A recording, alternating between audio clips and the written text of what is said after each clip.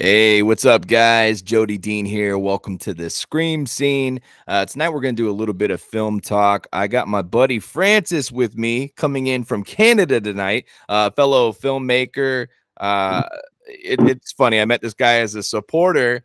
I find out he makes films too, and we've been connected. So I figured I'd bring him on for this chat. What's going on, bud? Oh, not much. Out in the town. Yeah, it looks like you're out in the town tonight, man. What's going on out there? Well, I'm at karaoke, but there's this tulip festival too. There's just tourists all over the place. I want to ask you, man, what got you into, well, first off, where are you from and what got you into filmmaking?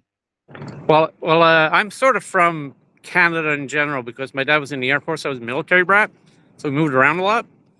So, man, I lived in Ottawa for a while, and I live in the country now.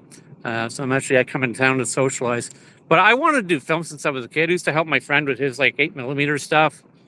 And technically, the first film I did when my daughter was 9 months old, I did like a best moments from her life compilation, and actually remastered that recently. But my first, actual film was a feature-length documentary. And I made a short horror film, and everything since then's been comedy, except for this past week. And because I did something for Kino, at the Ottawa Kino, and they did a serious sort of artsy weird thing this month. So trying to do stuff to, but yeah, but I've been wanting to do film my whole life. I didn't really start doing it until about 2012. That's awesome, man. Wow, 8mm. Yeah, you know what? I talk about this all the time with people, obviously filmmakers, but isn't it crazy how things have changed in the film world? Like now, the quality that's available to us for these extremely low prices. I mean, don't get me wrong, like there's still a little pricey in some aspects, but I mean, back in the day, it was like, if you don't have this $50,000 camera, you're not going to get good quality. And now it's like you can spend less than $1,000 and get a good quality camera. Yeah. The times have changed, haven't they? Yeah. Well, my cousin made a film in the 80s, and they just this short little horror thing. And it was like maybe, and then my aunt, his mother, I showed her the first episode of my TV show, and she was not cognizant of the changes in technology, so she was expecting something like her son did, and she sees this whole TV show with an intro and everything. That was really surprising. That's really cool, man. You said that you did dabble in horror. You made a horror film. I mean, have you always been into horror? I mean, have you always had a place in your heart for the horror vein? Oh yeah, yeah, definitely. Even more so recently, but yeah, horror's always been basically the majority of what I watch. So even stuff like the Alien movies, I consider them horror movies. So I do too. That's funny you say that, because a lot of people I'll reference. It's even on my horror shelf here behind me, the Alien films, and people will say those aren't horror. I'm like, yeah, they are. That's horror, man. A lot of people have said that The Crow is not horror, and to me, that's a horror film. I've always, if somebody says like, hey, name all your top favorite horror films, I will put The Crow, the original, of course, and like the top 100, and they'll say it's not a horror film. Like it's a fucking horror film. Well, what are some of the films that inspired you, maybe that are horror films? Well, The Shining, for sure. I mean, like good stuff by good directors too. I mean, I love independent stuff a lot, but I mean, I don't really know that much inspiration. Like I've always liked Kubrick for everything, and I think when he did horror, he really did a good job of it, despite what Stephen King thinks. But I just watch a lot of stuff. Not a lot of, but this last couple of years, I watched pretty much mostly indie stuff. I don't watch a lot of big budget films anymore. Me neither. And those inspire me more in the sense that, look what these guys did with no budget. Pretty cool. Same here, man. I am absolutely obsessed with indie horror, and a lot of the times people around me that may be watching with me, we're 10 minutes in and they're like, man, you got to turn this off, this is terrible. And I'm like, no. You're looking at everything, like you're looking for the polish, you're looking for the big bucks on screen, but look what somebody can do with bare bones and watch it to the end, and you might be surprised. And well, there's a place for it. Yeah, I just figure I watch the movie. I try to see what the director was trying to do with it, and then I give it a good mark based on basically how well they realized what they were trying to do. But I'm pretty lenient with the ratings, so as long as even if sometimes when they kind of botch certain parts, I'll concentrate on stuff that I liked. Yeah. I remember you first time you and I we did a video chat together. I wanted to talk to you because like I told you, and still to date, like even though I'm doing this channel now I'm starting to meet a lot more filmmakers. But it's funny, all my years on YouTube, I would mention time to time that I was a filmmaker, and I never really met any, which was surprising. And to find out that there was somebody that watched me was a filmmaker, it excited me. And I was like, well, I got to talk to this guy and I got to see what he does. And you had mentioned that you liked Mallet, my first movie. And I know you supported that, man. What did you think about the first film? Well, actually, the thing that struck me the most, I told you that when we chatted, was Jace's performance, especially doing the monologue. Because I mean, that's something a lot of actors can't really pull off, even experienced ones. And he just nailed it. And it's little things like that. That's what impresses me, you know. So that's what I like the most about it. I like Jace's performance, basically. And I like the color palettes too. That was wild, kind of fun the way you do that. I appreciate that. You mentioned a couple things there that just in the last week people kind of reached out to me and it was like, hey, I like what you did with the color, and man, Jay seems, you know, like he's been doing this for a while. It was crazy to find out that was like his first film. But I'm a firm believer, man. If it's in your blood, it's in your blood, you know? Yeah. Yeah. Well, I was always going to get into film. I think what happens, I end up going to radio. I worked in radio for a while, and I would do, especially campus radio, I would do ads. Every ad I did was like a parody or a spoof of something.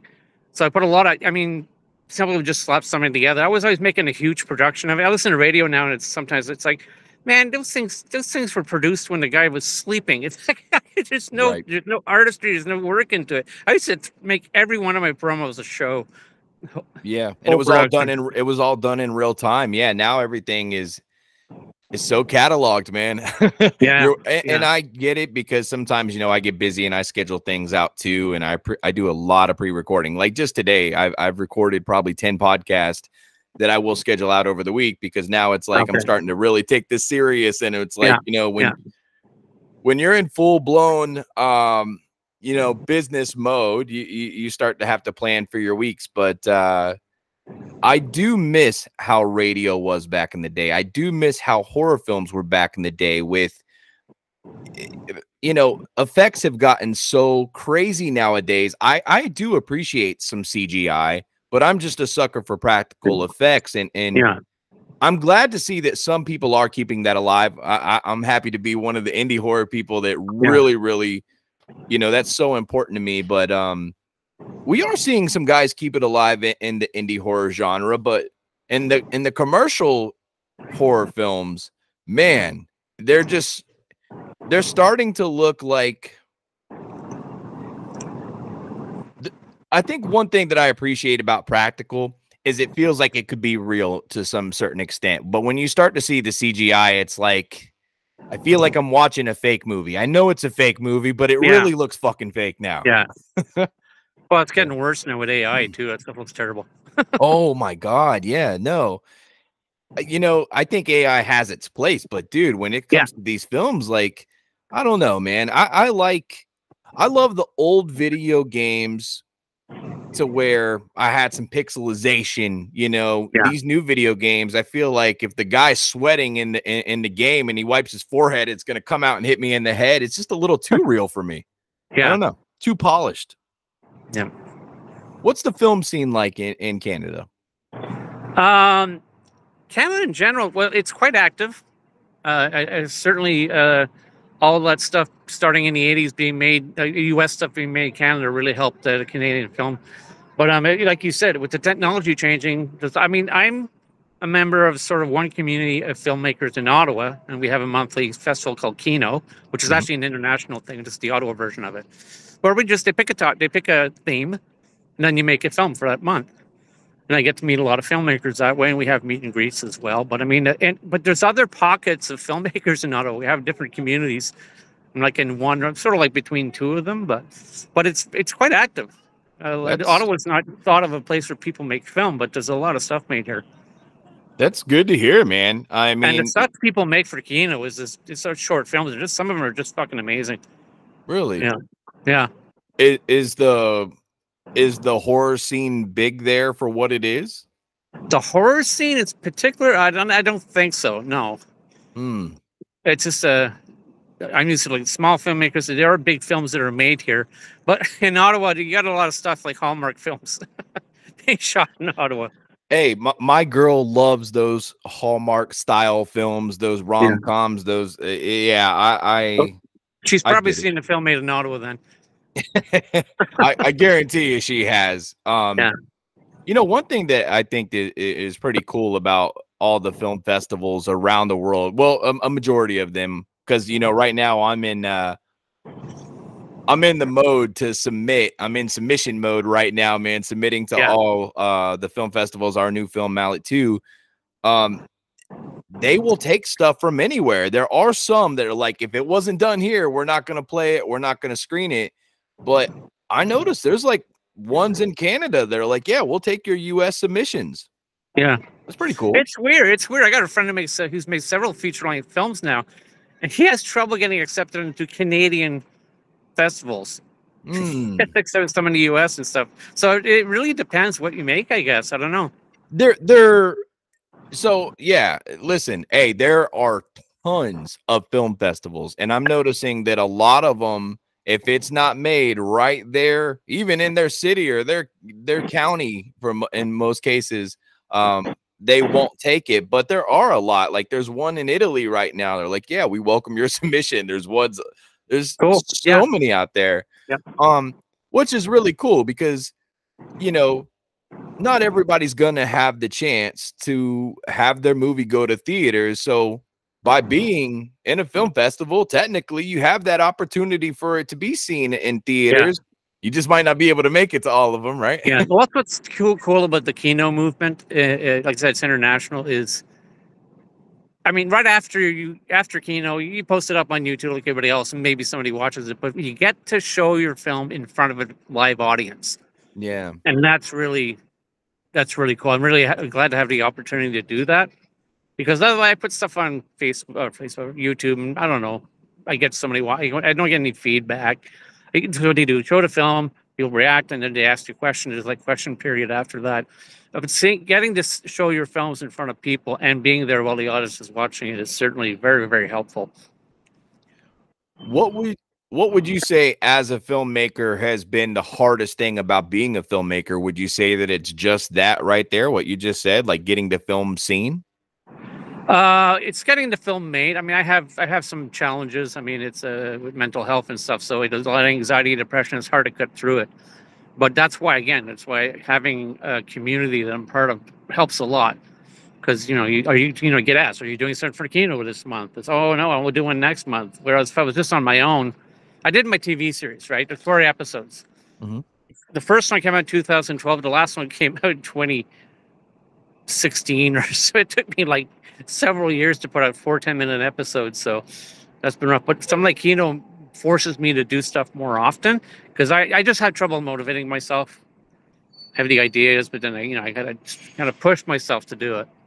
I think that's awesome, man. I think that's really inspirational. I'm glad that they have communities for people. A lot of people watching this might not realize, we only ever, in most cases, think about ourselves and what our struggles are. And you think about like somebody else's out there is like, I would have never guessed that. Like me and you talked, but I didn't know that about you. Yeah. It's not all smooth sailing. Everything ain't as it looks. So I'm glad that there's somebody out there that's inspiring and building you up, because filmmaking is such, for me, tell me if you agree, it's like therapy, bro. Like I love it. I'm never happier than when I'm writing the script, pre-production, in production, and bringing it to the mass. Well, the film I just did that's coming out, it'll be shown in about a week and a half. It's very personal. It's about my struggles, because I live in the country because it's really cheap. but I socialize in the city, and it's going to be about how being far away and having mental, it can be taken as anybody who's having trouble getting in the house and doing stuff, but it's very personal because I've normally been doing comedies, and I want to keep doing that, but I want to make some serious stuff too. So this is my finally have a chance to do that. So, well, congrats, man. I'm proud of you that you're doing that. That's awesome, man. When you can take real life experiences and turn them into something that, you know, maybe will inspire other people, and you're going to get to see that on the big screen because they do this once a month, you said. Yep. That is so cool, man. Well, we don't have anything like that in this particular area where I'm at, or even close by. So I can tell you, man, that's incredible. I wish there was more things like that. So maybe that will inspire somebody out there to get off their ass and put something together. But if somebody wanted to check out something you've done, throw out a title or two, something that they could look for. Well, my TV series is Back in My Time. That's the thing I'm most proud of. But I do everything else is like short films. I do some comedy films with two other guys. We're a comedy trio. We call ourselves Canadian Content Warning, and that's some of the stuff you've seen. Some of that stuff. So we're still doing that. It was funny. Yeah, we're still doing that. But Back in My Time is sort of like my little pride and joy. You know, I don't know if you got a chance. I sent you an episode the other day, but I mean, it's cool. So when you put it up on IMDb, that's why it's going to be web series. No, it counts as a TV show. So I can honestly say I have made a TV show. That's cool, man. Wow. And yeah, so it's you go by my name, and you have to basically my YouTube channel is just my name. And then if you're going to look for something Back in My Time, you want to find my channel. If you put my name and Back in My Time and search that, you'll get my YouTube page. Your name and Back in My Time. Okay, and it says your name on the screen for anybody that's curious there. So Well, that's awesome, man. Hey, listen, I'm glad that he was doing karaoke and he was like, Jody, I'm a little bit bored. I don't mind to step out right now. So, but honestly, awesome guy. And yeah, the films you see, the recent one you sent me, I have not got to see yet, but the few things that I checked out, you had me laughing. And it was one of those things too, when you're watching it first, you're like, where is he going with this? And like, not even seconds later, you start fucking hurting from the laughing that you're doing. So, I mean, I know you got a talent there. You got a gift for the kind of content that you're creating, because I truly had to pull over and I was like, wait, I gotta see what he's gonna, you know. Yeah. I won't give it away, but if anybody decides to go down the rabbit hole, definitely check Francis out. And thank you, man, for jumping on here with me. I appreciate it, brother. Okay. Happy to have me, or happy. Whatever. I can't talk. Hey, it happens to me all the time. Thank you for having me on. That's what I'm going to say. Yeah. Absolutely. Guys, this is the Scream Scene. I'm Jody Dean. Francis, go ahead and stay on here for a second, bud. You know, we post every other day here on the Scream Scene, sometimes every day. Just make sure your notifications are on and you'll know what's going on. Like, comment, subscribe, all that good stuff. Love you guys so much. I'll see you in a few days. But until then, sweet nightmares.